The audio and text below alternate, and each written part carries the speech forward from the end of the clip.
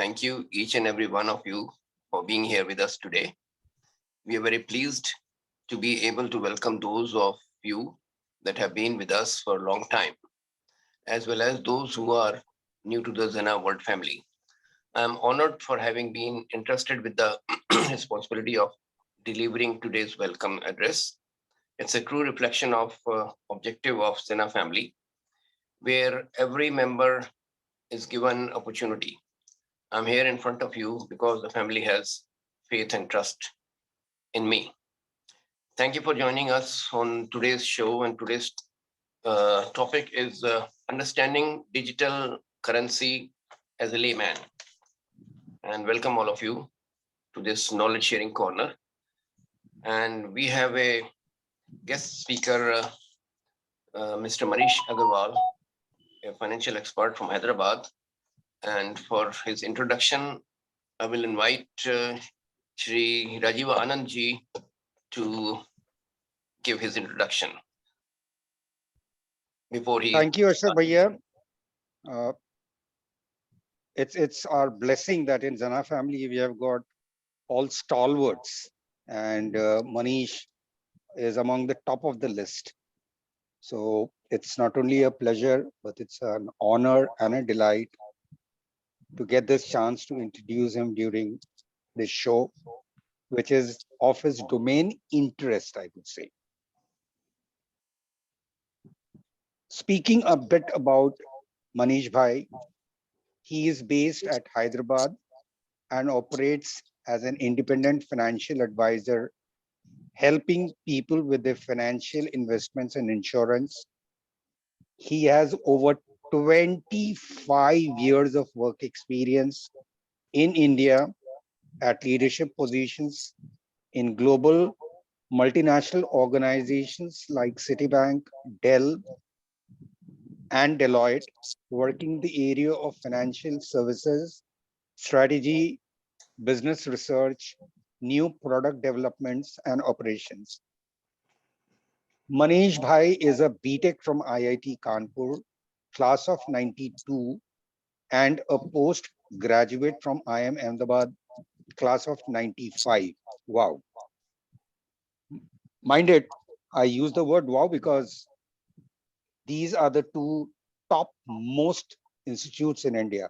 Engineering is IIT, and for management, it is IIM. And we have amongst us the topper of the top institute. So that's why that wow. Manish Bhai is a speaker at various industry forums and has been quoted in leading business media like Economic Times, Reuters, Yahoo, Business Standard, Financial Times, etc. He has been a visiting faculty at SP Jain Institute of Management at Singapore, Dubai, where he took courses in decision making and leadership. He has also taught at leading business schools in India like IIM Indore, IIM Udaipur, and IIM Raipur.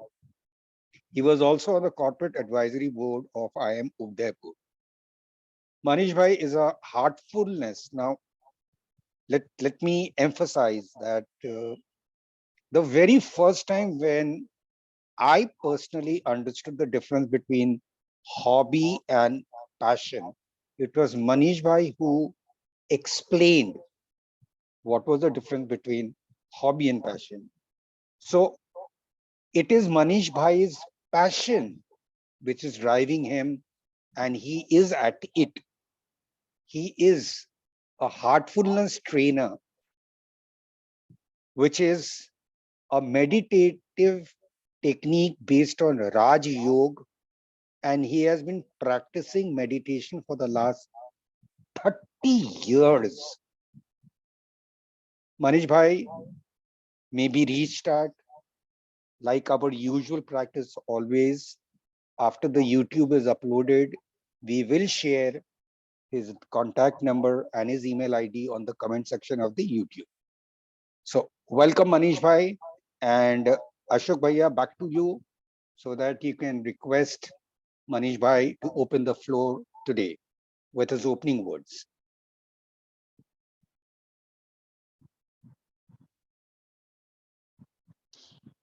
You are muted, Ashok Bhaiya. You're muted.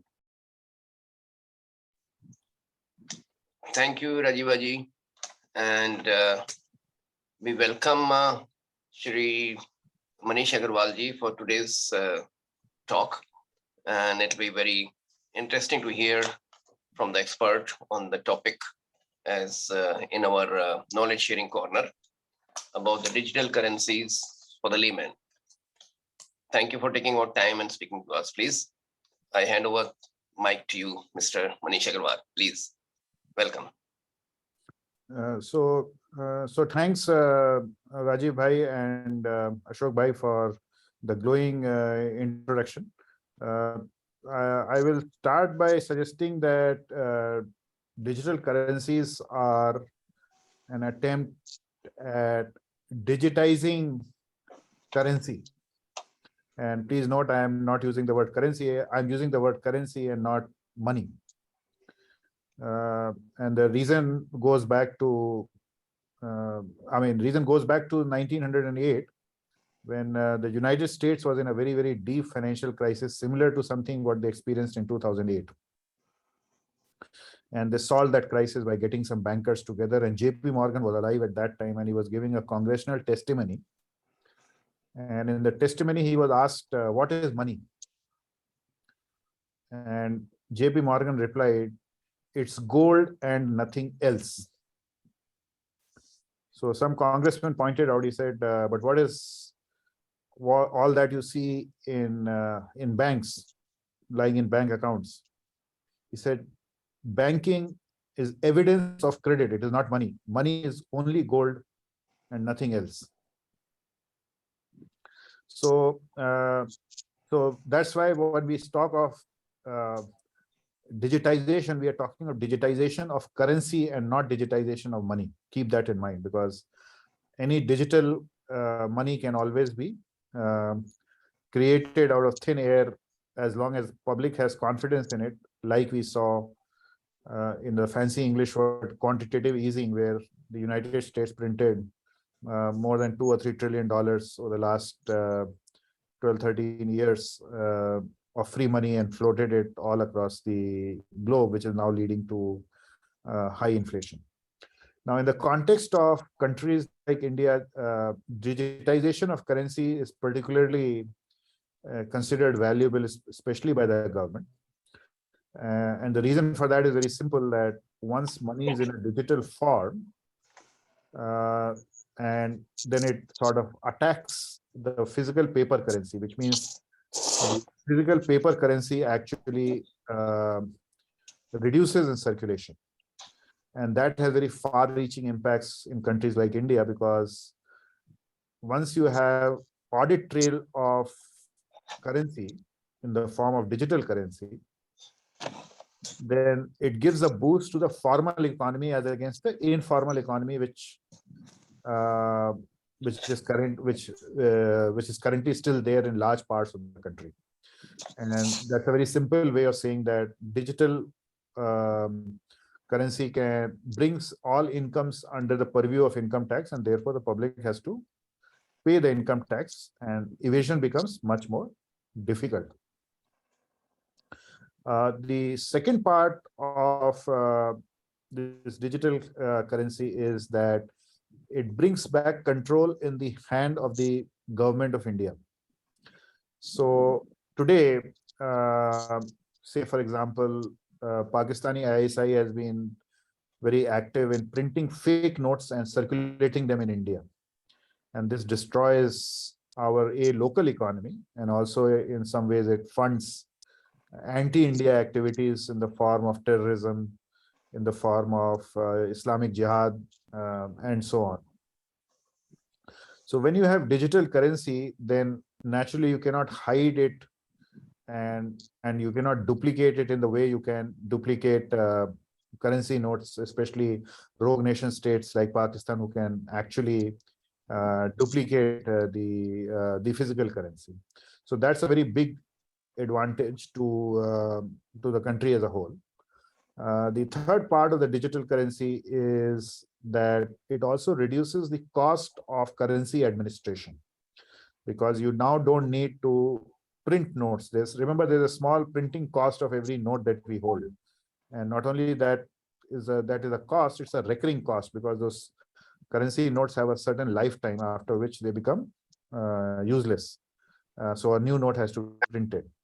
So therefore, that cost, actually, the cost of administration and the cost of printing actually comes down. And lastly, it gives a handle to all the. I mean, it is said that if you want to control, if the government wants to retain control over any activity, they always go after the money trade. So even if you look at Kashmir, the first few years, even before they revoked Article 370, the first 6 years, 5 years, they focused on going after the money trail of all the anti-national elements residing in the valley. And once their back was broken, then they moved into put the Article 370. And this is true for all forms of anti-national activities.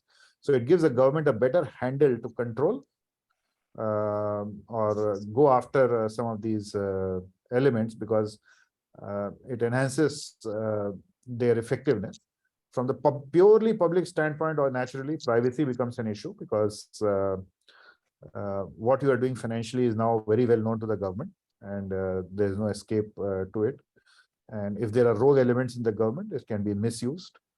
Uh, there have been instances in the past where balances in bank accounts, normal bank accounts, have been revealed to kidnappers, and kidnappers made their kidnapping decisions based on the data they received from certain rogue elements within banks. The same threat is there even in a digital currency. And bottom line is that a lot of these things outweigh. And remember, India is about 10 years ahead in all forms of electronic payment systems from the rest of the world.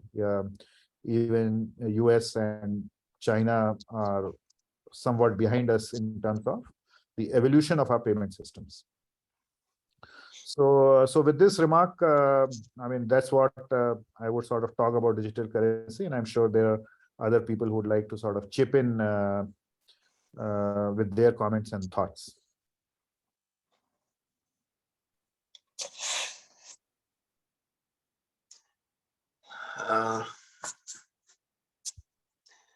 Yes, Manish, it was very enriching to hear about this.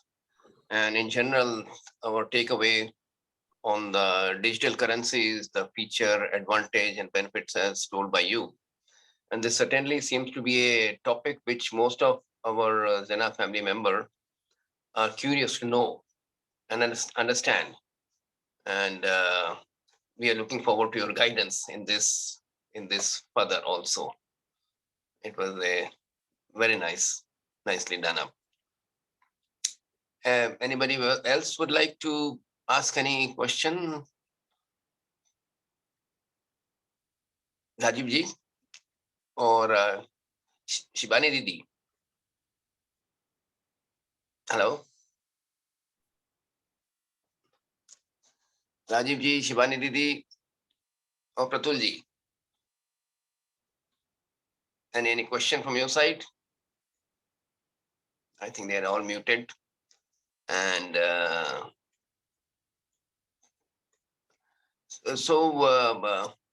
this maybe, may I ask a couple of things?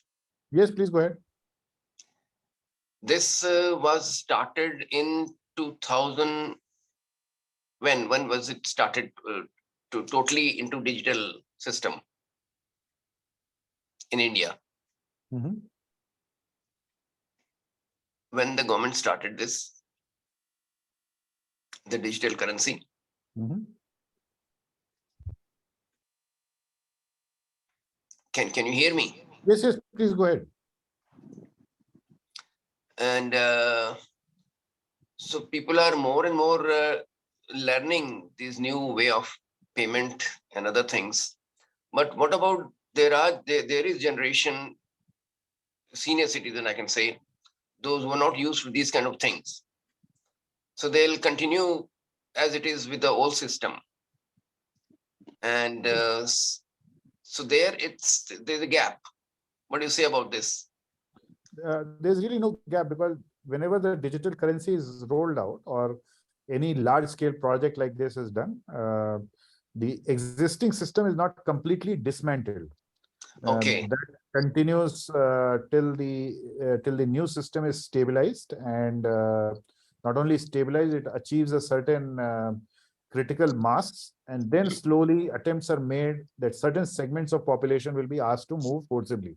So take the example of linkage of Aadhaar with PAN. So Yeah. first the government announced it has to be done after a certain date. Once we figured out that large number of people, almost the entire population has been now Aadhaar, Mhm. is not Aadhaar challenge, so to speak. Okay. Same thing will happen here. Uh, the penetration of digital payment system itself has increased significantly in the last 4 or 5 years. And once that reaches a critical 99%, 98% mark, then it will be maybe forced on some people. But by and large, uh, today already we are in a situation where I'm just sharing my personal experience that I had Mhm. a difficulty once in making a payment to a ganne ka juice wala. The sugarcane fellow, juice fellow is not willing to take cash. He says, give Mm. me a payment system. And That's even a person like me is not very familiar with Paytm and all. I don't use Paytm and all so frequently. correct. And I'm forced to use it because you can't go and argue with a sugarcane Ganne juice wala. vendor that Yeah. I don't have 20 rupees change you Yeah. now give me. Yeah. So that's a process of transition which will be there in any large scale rollout, which all senior people in corporates and even the government will understand very well. And they will have Mhm. mechanisms to mitigate the problems of certain types of certain sections of people. Mhm. So you mean people will be forced to learn this new way of system? Over a New period digital. of time, yes, but not immediately. Okay. Okay. Okay. And this was a wonderful way of bringing people in the tax net, as you said, and to evade any other. So with this will also bring down the corruption to much extent. So remember, one of the very interesting things that has happened now is that corruption itself has become formalized. And you will be How? surprised to know that a lot of people are taking bribes through digital payment channels, which means they are asking, saying, please deposit the bribe in my bank account. Oh wow. In other words, they are paying tax on it. Okay. So, so yes, it will attack corruption to the extent that corruption will be 35% less beneficial for the corruptor because 35% will go to the government. But yes, it may not eliminate it completely. Okay. Okay. It's a new way of system. That's very good. They have to adapt also to the system. The corrupt. Yes. Yeah, yeah. I mean, and this has Practices. happened even this happened since this has rather started happening since 2016, 17 when that note demonetization happened. Hmm. After that, this process of people taking bribes in digital in bank accounts has started. So now it Yeah. will gather more steam. That's all. Sort of legalized. No, it's not legalized because it's done through. It's in black and white. You pay tax and it's legalized. Yes, yes. In that sense, it is legalized, and also yes, whatever money comes in, they show it as some form of consulting payment or something like that. Okay. Yeah. Yeah. Yeah. That is true. But at least Okay, the income is now recorded. Yeah. Okay. Ashok Uh, Bhaiya, yes. Do you have any question, Rajiv ji? Because no, I he's don't have a question. You can check your WhatsApp. yeah. I received a message from Chetan Gaglani Bhai, who Yeah. has requested that on his behalf during the show, if that much can be spoken. Okay. Okay. Okay. Okay. Very good. Okay. So I'm reading message on behalf of Sri Chetan Gaglani, and as it is verbatim. What I can gather, they have started a pilot, but I have not seen how they are doing it. What I understand is that they have started in some areas exploring its usage and wholesale in retail sectors. But what is an opportunity? And operational design. I have no idea. What I have understand is that the customers will hold their digital currency in an account, wallet maintained by the bank or the services provider. It is not clear whether or not this amount will be interest bearing as in the bank saving account. There are still many unresolved issues like degree of anonymity, concerns about illegal transaction, privacy data, protections and governance standard, etc. And as we were talking just now about this topic only, and the same thing Mr. Chetan Gaglani has conveyed to Mr. Manish Agarwal, his comments. Would you say anything on it? Yeah, see, clarity will emerge as they roll it out, because whenever you start a pilot, it's like supposing you open a big highway on a day. On Yeah, the first day, you will have very few cars. yeah, As people get to know and find out the ease of traveling on a large highway as against a congested road, more and more people will start using it. yeah, using it. Yes, and slowly people, once it becomes, people find the ease, then they are even willing to pay for it. Pay for Uh, it. That's so it will be an incremental process. Any large project of this size and scope, which impacts a billion people uh, mhm, of different temperaments, age groups, demographics, mhm. uh, the rollout will have to be, or is always very slow and considered. I mean, Yeah, there will be hiccups, and those hiccups will also have to be addressed by the agency which is going to roll out. true, true. When people will say that it's a user friendly and they get used to it for the ease also, and it'll be in practice then. Yes, Rightly yes. said. That's very correct. Not only in practice, then it will get adopted more and more. Yeah, yeah, yeah. That's a very good. Adoption depends on the ease of usage. Yeah, true, true. Um, anybody else like to ask any question? No, I think you had, I mean, when we were trying to plan this show, Yeah. Ashok Bhaiya, you had shared with me one text on WhatsApp, which I just shared back to you, that Mhm, what exactly you want to understand, that are this what you have to speak during the show, or mhm. whether this is going to be covered during the show. So, well, for me, as far as the points that you had raised made sense. So I would just request you to read it out. That's about it. Yeah, I think he has covered, and No, like I no. said, yeah, uh, Where you had mentioned about feature advantage benefit, that text of the WhatsApp. yes, yes. I said in between, and no issue. I can say it again, and it's a tremendous enriching uh, uh, takeaway for us today in this topic is an attempt to understand three things what we see majorly: the feature of digital currency, advantage, and third is the benefits, which he spoke on all these three topics. And this is certainly seems to be a very topic which most of the Zana family member are curious to know, understand, and looking forward to his guidance of Mr. Manish Agarwal in future as well.